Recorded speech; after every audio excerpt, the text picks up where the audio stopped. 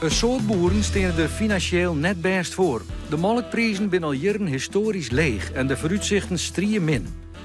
En wils melkveehouders zitten te springen om stabiliteit, wil Brussel de prijzen weer meer oerlitten onder de vrije markt. Boeren had het weer vaker pine holle als pine in de regen. Friesland ook volgen de terugzetters. Joet voorzitter Sita van Kijpema van de Dutch Dairymen's Board op werkbezieten in Canada. Hier krijgen boeren middels het systeem van supply management haast 2 keer zo volle van de melken als in Nederland.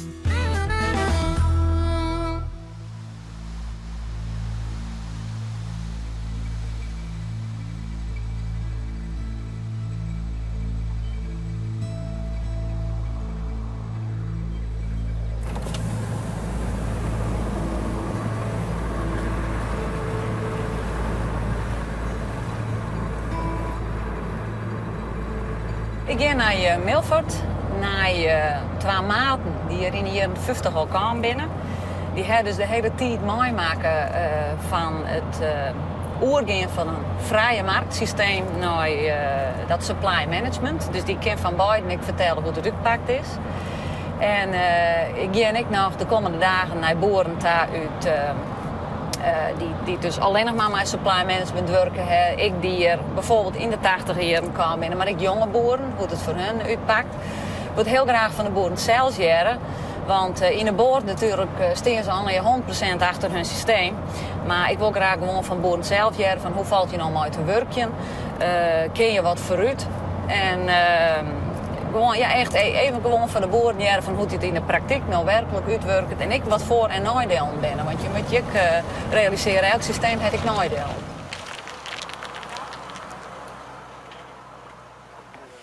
Goedemorgen. Goedemorgen. Nice to see you. Sita van Kijpema. Dit is Willemien. Nice to meet you. Sita Wietsebakma. Sita van Kijpema. Shirley Bokma. Mooi plekje. Ja, dat is een heel eind van Friesland al. Jazeker, ja, heel fijn. Ja. Honderden Nederlandse boeren die met hun hele gezinnen naar Canada zullen vertrekken. Dat alles veroorzaakt op de Wilhelmina-kade van de Holland-Amerika-lijn in Rotterdam een grote drukte.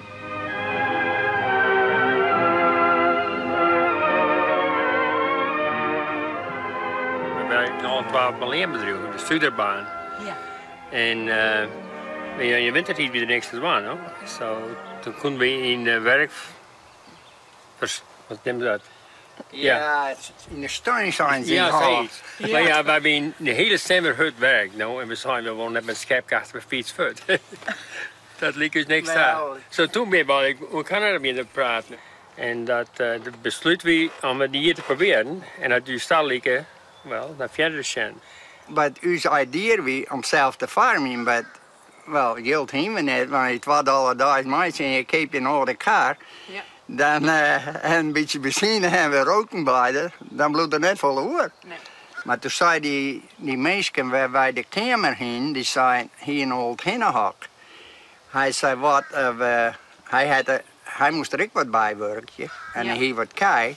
Zo toen hebben we dat hinnenhok opgevuld met al die lietse handjes, 3000. Zo dan sliepen wij om buiten nachts in het hinnenhok. In de shavens en dan hebben we een koa blanket over ons hinnen, Ja. een kou blanket. Ja. Die dingen worden zin en als je dan wekker wordt, dan zitten al die lietse kuikens die zitten bob op hier, want die worden niet warm bro. Ja, Maar ze houden nu ik warm. Ja. So, maar Eerst de toen, dons dekbed. die dingen begonnen telkens meer te fretten vanzelf, Ja, you know. ja. En wij hadden geen geld om het voor te betalen.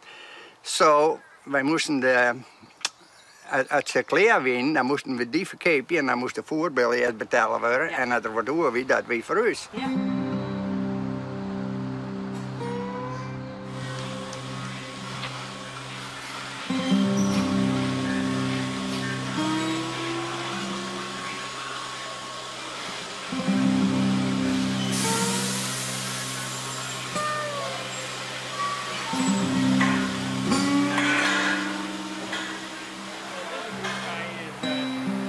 Die winnen al je nijmelken Ja? en de jongenheid erin.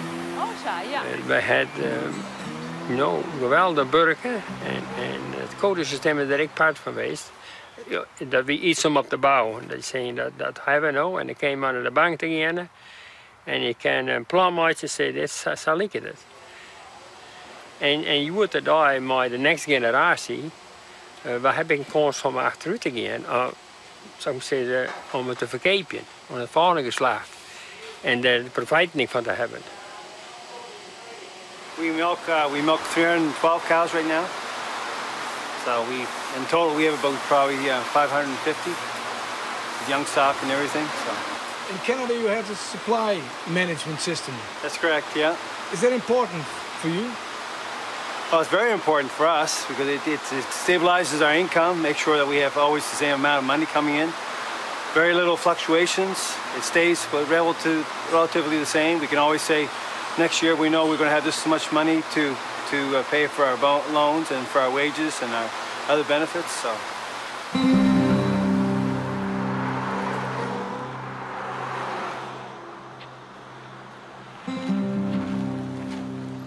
I left the farm in 2004, my son took it over, and he started where I left off, and he's coming now so far that he needs a new barn. So he's got the plans here ready for the new barn, and the new barn is 600 feet long.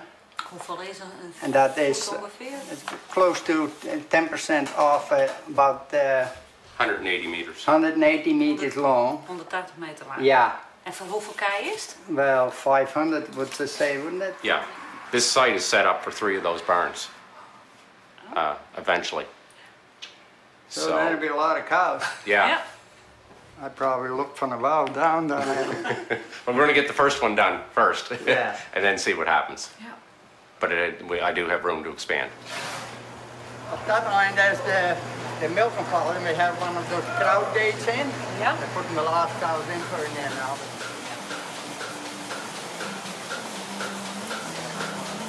Well, die eerste hebben about die size en center en die massage aan elke kant. En het eerste wat we deden, die kon we zien.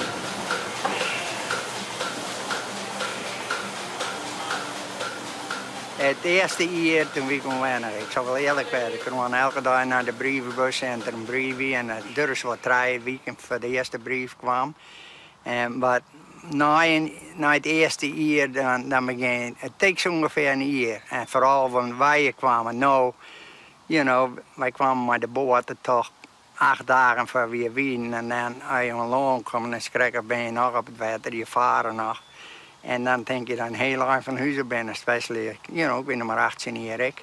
En maar na een jaar dan ben je gewend en de vrijheid die we hierheen en we hebben zelf een auto, En toen ben we begonnen te farmen, zo ik heb maar 1 jaar daarvoor worden werkt hebben. Want ik zie het direct wel, dat we meer geld in om voor je eigen te werken dan van haar. En we hebben contact met een cattle dealer. En die man die heeft brukkerijen en ik zou het bos slaan. En ik denk dat er wat in u zegt, want hij dat ongebouwd dat jij je nooit van, nou. Je niet al zijn geld erin zitten leert en dan gewoon op een afbetaling je boerderij verkocht. Maar ja, die afbetaling wie wel zwaar. Maar wij zijn 2 vrijgesteld, Jaap en ik. En wij hebben geen gezin onderhouden net, zo wij zeggen dat kon zitten en we dachten we kunnen niks verlenen. Dit is Jonsje 50, de barns, de koolbarns, waar Wietse en ik begonnen binnen. En dan, daar is het oude huis, dat was het huis dat we heen. En dit was mijn eerste auto. En hier is de barncleaner, die haalde de manor uit de barn.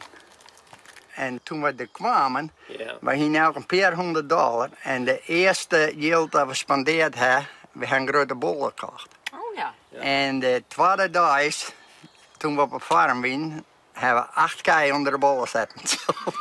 Nou, behalve werk. Nou weet je hoe het gaat. Ja. En wij weten op zijn vries nog, we zetten ze gewoon buiten en dan hebben we een melkhuis en daar zit een melkstand aan. Maar wij bonden hem gewoon aan de melkstand en dan we waren vlak bij de dikte, so iedereen kon checken, In Friesland dachten ze er ook niks van en wij dachten er hier ook niks van. Want toen zei de buurvrouw een keer, ze zei, ja, dat moet mijn achterbarn was, zei ze, net bij de dik.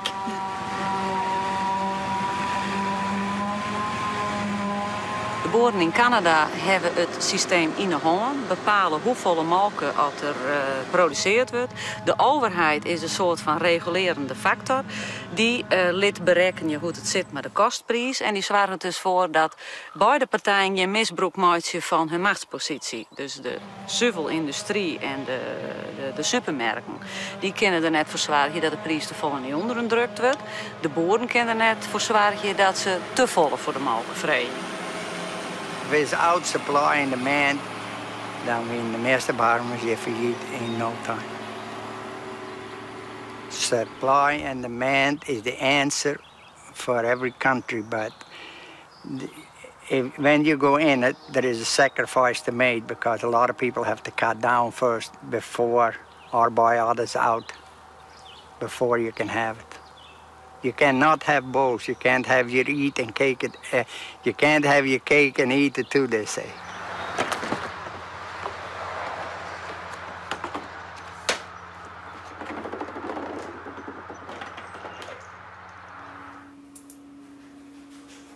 Ik zit hier even mijn mails te checken. Er zit een berichtje bij en ik denk dat het verschil tussen hoe de Canadese melkboard voor de boeren de belangen behartigt en hoe de coöperaties dat nou in Nederland nog het meest duidelijk is aan dit berichtje.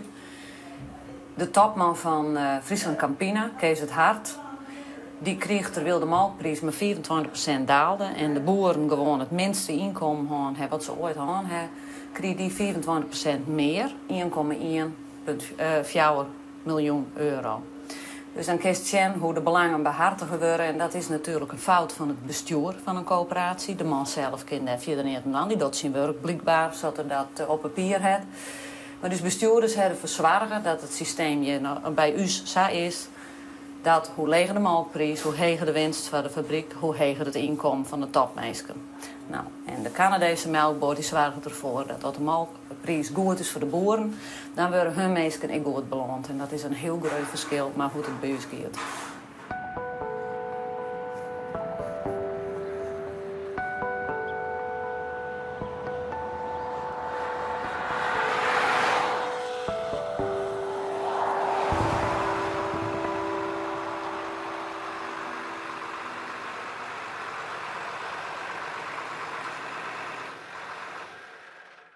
Wij ben gekomen, mijn vrouw werkt op een kantoor en ik wie thuis aan het werk en bij een bedrijf en zo nou wat bij de timmerman. En het liep er toen op dat mijn jongste broer ik borkje wou en die had uiteindelijk thuis de zaak genomen en thuis was net groot genoeg voor beide. En toen zijn we naar het advertentie in een landbouwkrantje in de boerderij over plaatsen hier op PEI. En dat liep u wel iets dat wij wel veroorloven konden. Toen ben wij hier in februari van 1988. En toen hebben we dit spul gekocht. Toen ben we in december van 1988 ben we hier heen gekomen.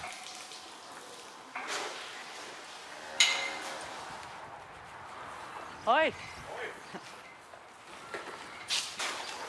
Ziet er verkijkt maar. Het flikker maar. Goeiedag.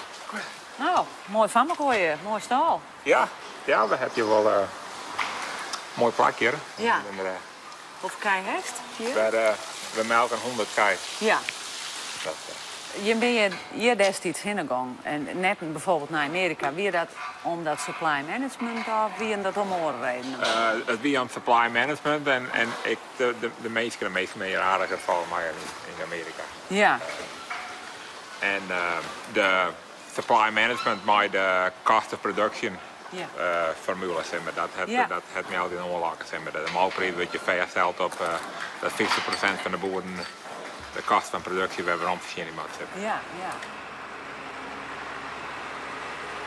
Het systeem is eigenlijk maar de tijd meegegaan met maar toen ik begin, toen we krijgen begonnen, konden we het aan een soort keepje, want toen werd ik net zo duur, dan konden we krijgen voor 4 of 5 kei.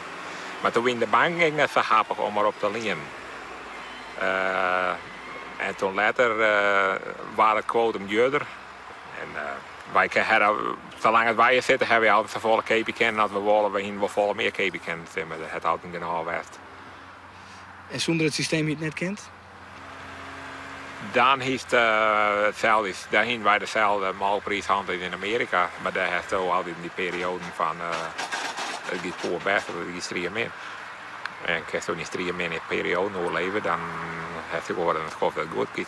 Het is hier stabiel. Het is hier stabiel en dat geeft dan iedereen die zei dat de trekkerdeel is. De melkveehouderij die zijn ooit een keer uit de boom springen, maar alle hier weten dat er een bepaalde hoeveelheid gaat constant een beetje terug.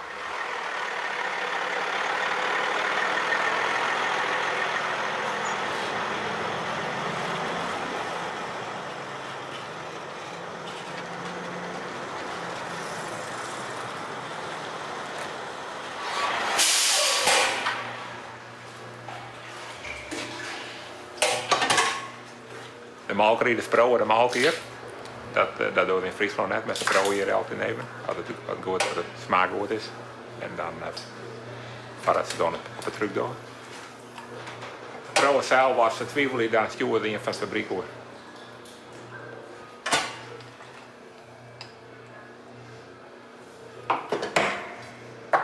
So, what do you think? Acceptable. En dat sample dat gaat dan naar de fabriek en daar nemen we het botervet en rijwit en het zeilgetal van. En we testen dat er ook penicilline in zit. Zeg maar. Ja, dan had ik net bij in de tank, hè? Nee. Van de mij die hele tank betalen jullie ook, hè? Ja.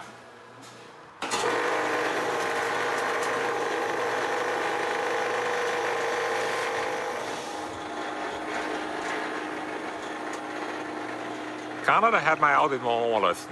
Toen een jaar strijd ben mijn vrouw en ik op vakantie geweest naar British Columbia. En van British Columbia ben we naar San Francisco gegaan. En wij konden toch, zodra door de grens komt, de mentaliteit van Canada lag dus volle meer aan dan de mentaliteit in Amerika. Meestal ben je volle hulpzamer.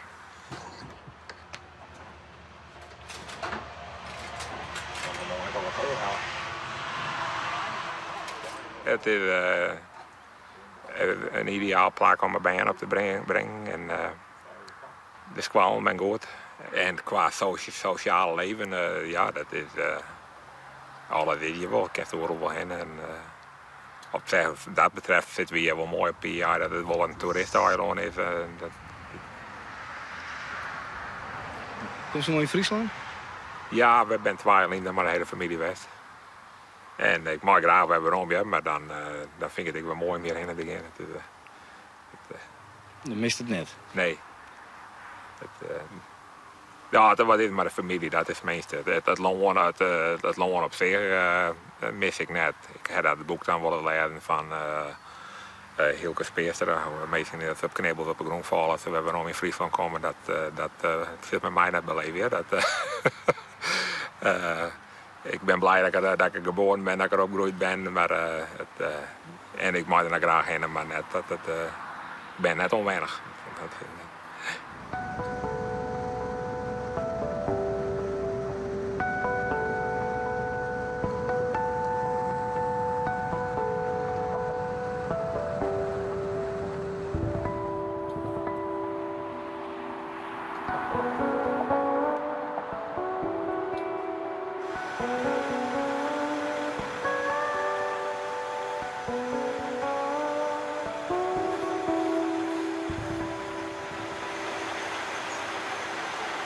We zijn hier in Sussex, New Brunswick.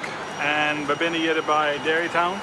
En kleine stand wil iemand dit melk een beetje verwerken in butter en poeier. We produce over 6 million pounds of butter per year under the Dairytown and private store brand labels. In Nederland word je lid van een fabriek of je houdt een aannamecontract met een fabriek. Hier in Canada, het eerste waar je dus lid van binnen is van de Milk Board, of het is de eerste lid. Je gaat daar krijgen een productierecht om te produceren. De Milk Board die redt dan helemaal verder mee om hoe die melken kwijt te rijden. En als we het hier nou met de fabriek hier achter is, daar verkocht wordt, of een fabriek die 100 kilometer verderop staat, of 1000 kilometer verderop, dat is het werk wat de Milk Board doet, is om die melk kwijt te rijden voor de best mogelijke prijs. En de laatste is vanzelf het meest belangrijkste. de boer levert dus aan de boord. Helemaal. En net aan de fabriek. Net aan de fabriek. En het is dus de boer die zei, ik zijn de boer. Je bent een onder quota, je bent een oer quota, je bent een aan quota. Het is de boer die regelt en die had dus alles te maken met de boer.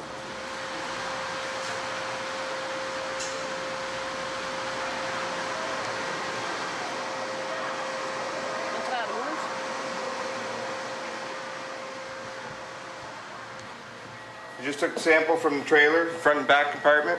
Now we put it in this test strip, charm tests, and it's going to test it for antibiotics. And this tell us whether it's negative or positive. Andy? Yes. We're good to go. Wat wij hebben is dat boeren inderdaad lid binnen vaak van een coöperatie. Daar gaat je melken dan ook automatisch heen. En die heeft de aannameplicht voor de boeren.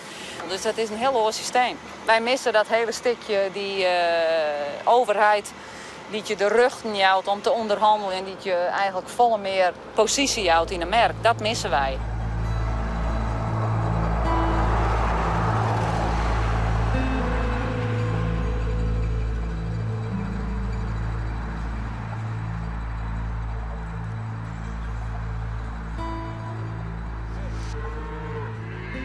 Wanneer ben je in Kraan?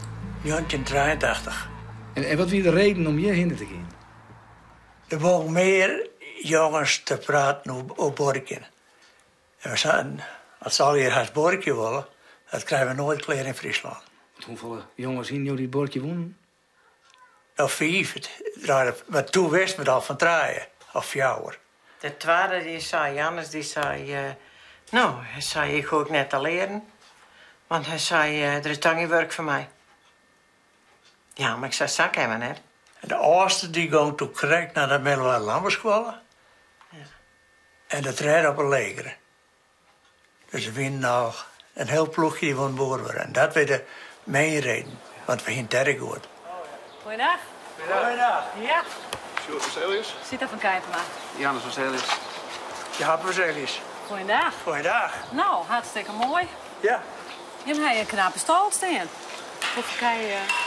200 kei ben je in de stal. 200 kei? Ja. Jongen, dus je verdient je wel geld, want dat was een kei. Het is al heel geld. Al op quotasysteem. Ja, hè? Ja. Wij weten precies het begin van de jaar. Ja. Zoveel binnen uw kosten. En zoveel komt erin van het melkje. Dus melkje is altijd hetzelfde. Ja. Voor een jaar, een beetje maar. Ja. En ze weten wat wij maken kennen. Ja. En dat baseren wij ons hele bedrijf op. Ja. Dat wij uitbreiden, wij weten we moeten zoveel kilo quotum bij keepje om dat te betalen.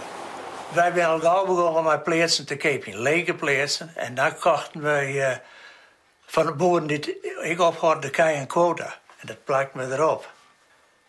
En dan gingen we van de ene weer naar de andere. En toen heb ik beloofd, ik zei om half 4 van het Borken stappen wij eruit. En dat was 2000 dingen. Ja, we zijn hier in 2000 heen naar dit huis. Ja, maar toen ben ik dan hier boer. Ja. Dus we zitten hier in de schulden natuurlijk, omdat we heel dit kochten. Ja, want toen de tweede plaats was het geld niet aan. Hij zei, we have to stop this guy. Hij ging te hut. En toen zei hij zei, en dan rijdt hij beide plaatsen kwijt. Nou, we zijn dat valt voor wat mij. En toen weer hij er even uit. Hij zei, he is determined. Ik zei, ja. Ik zei, he is determined. Ik zei, hij wil die plaats hebben. Dat wie die verzuurd dan? Ja. Nou, die hebben we gekregen. Ja. Dat wie de hoeveelste? Dat wie de eerste nog maar. Ja, de eerste, ja, dat waren players. Ja. En doe die oren, hoe ging dat dan? Beter. Maar dan kon ik zien dat ik kon de zien met papieren dat ik het aflaste. Dus dan maak je een soort winst, dat je een soort aflasten. En toen wordt het staren wat makkelijker.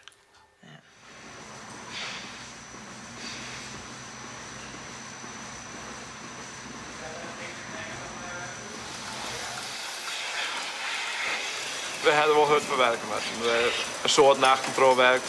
Maar het is wel waardig, want je weet aan het einde dat je een goede plaats hebt. Dus het hindert dus niks, maar het weer net makkelijk. Een soort nachtcontrolewerk? Ja, we hebben een soort nacht dat we haast net sliepen, want we moesten gewoon controlewerken. We konden net kon net stapje. Het werk weer. Maar het uiteindelijk weer het werk, want we hebben nu al geen mooie plaats. En nooit dacht van dit wordt het net? Nee, hebben we nooit gedacht. Nooit één keer.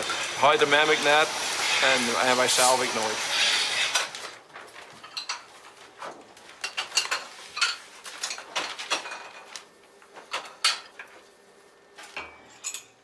Hoe vind je het nou dat dat zo gang is? Oh, prachtig mooi. Wij hebben uiteindelijk nog shareholders van alle 5 plaatsen. Wij krijgen dividend. Ze zei geen extra geld op nou, tot ze boeren. Dat wie voor de bank is volle makkelijk gekregen. Om het te proeven. Je bent een groot boer. Ja, nou al, ja. ja, het zijn misschien al, ja. Maar dat was net, want ik heb niks te zeggen, dat wil ik net. Ik zei, ik wil net iets te zeggen, net zoals een eigen dingen waren. Hoeveel kan je melken hier in Nederland? Nou, wij melken ongeveer nou zo'n 44 kei. En de melkprijs is net bot heger als voor hier. Wel wat, maar zeg maar dat we nou zo'n beetje rond de 30 cent skarrelen. Nou, dan kun je daar geld op nooitje?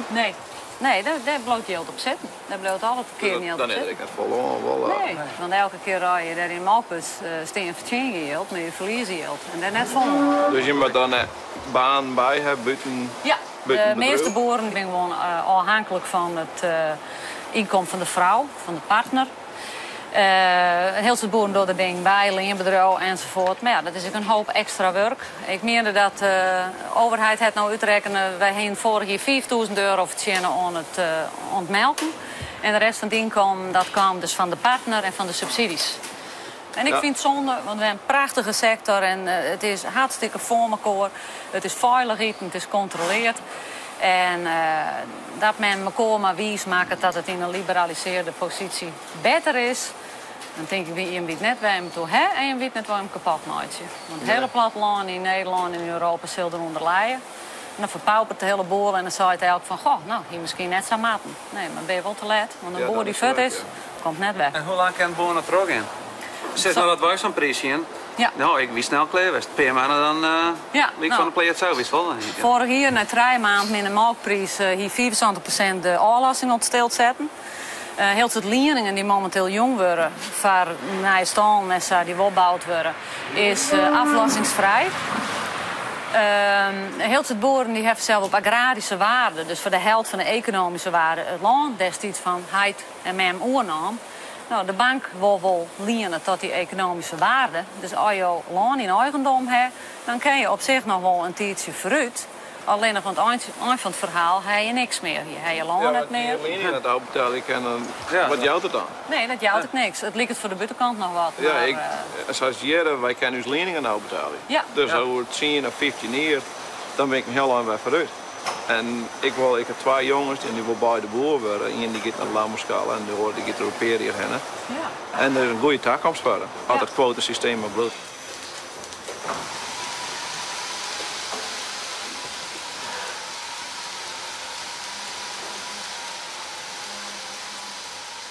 Het nadeel is, je moet een heel soort geld lenen. Om quotum te kepen? Om quotum te kepen. Het kost mij $30.000 per kool om quotum te kepen. Maar je niet kan hebben. Ja. Dus dat is het voordeel. Dit is een heel eerlijk systeem. En ik snap net waarom het oren het net hebben. Daar kan ik werkelijk net bij. Maar het zou zo'n stuk makkelijker wezen en zo'n stuk beter. Nou kies ik bouw naar een hogere prijs. Een cost of production, een COP. En dat kan ze nou net, dat kan ze net. Ze weten net wat er een dag met dit weer gebeurt. Zou je net leven ik dan naar Canada hier in boeren? Ik denk net dat Canada zoveel rond heeft dat alle Europese boeren erbij kunnen. Ik denk dat wij volle beter het systeem van hun meenemen kunnen, aanpassen kunnen aan hoe het in Europa werkje kan. En dan hebben wij ook een prachtige duurzame melkveehouderij, waar gewoon de hele gemeenschap plezier van heeft. Want als ik zie hoe de Canadezen hier achter de boeren staan, dat komt natuurlijk omdat ze een prachtige sector hebben op een hele goede manier hun melken brengen. Maar hij was wel zo'n tocht om hierheen? Jawel. Ja, elke boer denkt er wel naar om te emigreren. Maar het is raar als je het gevoel krijgt dat je eruit geskopt wordt. En dat gevoel krijg je een beetje, alsof er van boeren in Europa geen ruimte is, want we hebben het wel ergens oorzwaai. Nou, ik denk dat de meeste politici aardig, zoals ze dat dan zeggen, van de bok dromen zullen. Als je melk ergens waai hebt, waar je net controleren kunnen, op wat het waai komt, hoe de beesten voor binnen, wat voor medicijn dat ze gewoon hebben. Anonieme poeier, dan maak je er dan een bakje yoghurt van, het smaakt naar niks. En dat is dan de toekomst van de melkveehouderij. Nou, wij vechten er in ieder geval voor en kan ik mezelf letter in de spiegel zien en dan zitten wij er wat aan dienen.